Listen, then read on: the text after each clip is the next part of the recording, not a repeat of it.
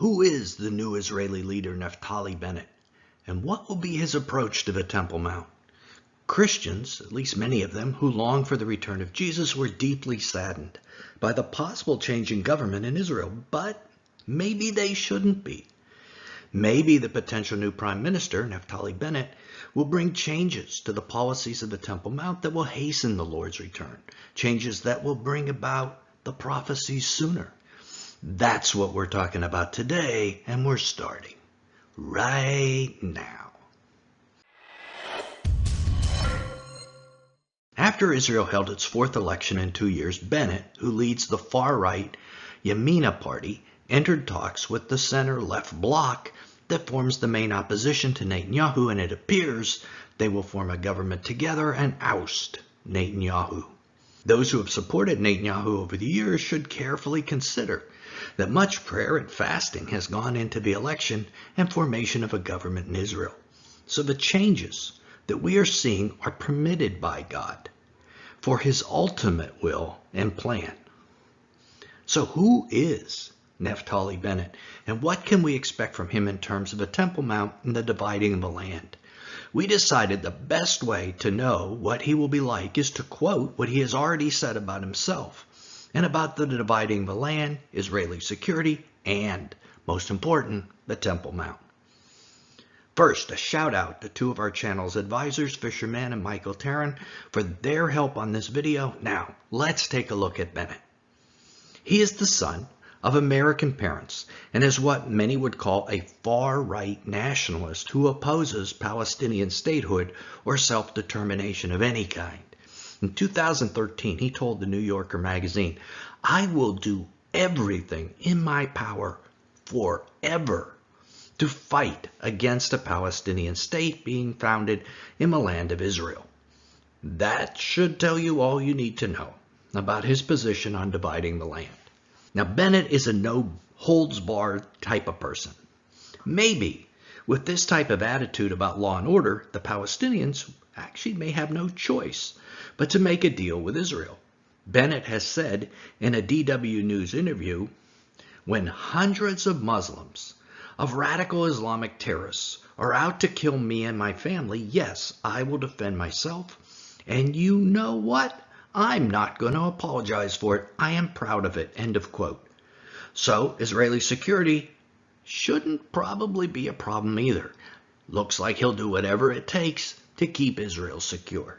As we said, Bennett is a vocal opponent of a two-state solution that was supported by Netanyahu and Trump. He said, "I'm not suggesting forming a Palestinian state in the midst of Israel. I think that would be a profound mistake." In an interview on Conflict Zone with Tim Sebastian, he said, "There are so many Arab states around the world already. They're doing just so well, aren't they? So it's time to found another one, right?" And he said it sarcastically. So it seems without Trump or Netanyahu, the deal of the century to divide the land is on hold, at least for the next few years.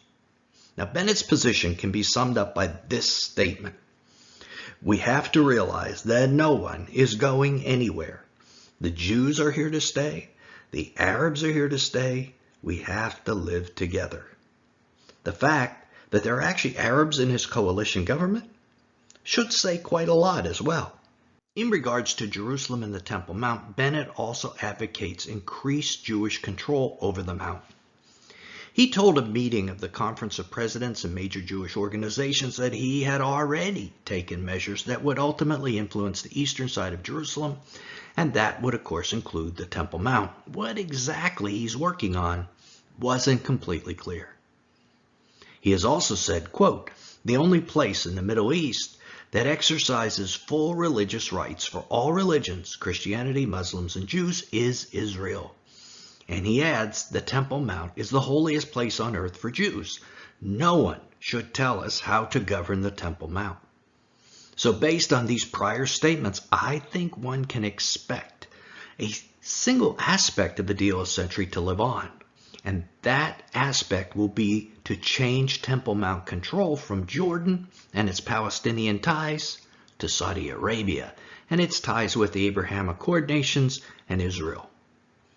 In this previous video, we discussed how these changes are already taking place off the radar, but a continued movement towards Saudi control is what we expect in the near future with Bennett.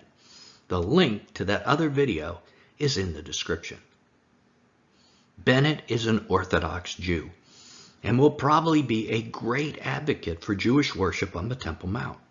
He has said, quote, "Factually, the Temple Mount is the precise location of the temple. It's the holiest place in the world for Jews. It's the third holiest place for Muslims, and we need to respect each other's rights and freedom of religion. This makes one think that he will be in favor of sharing the Temple Mount if possible.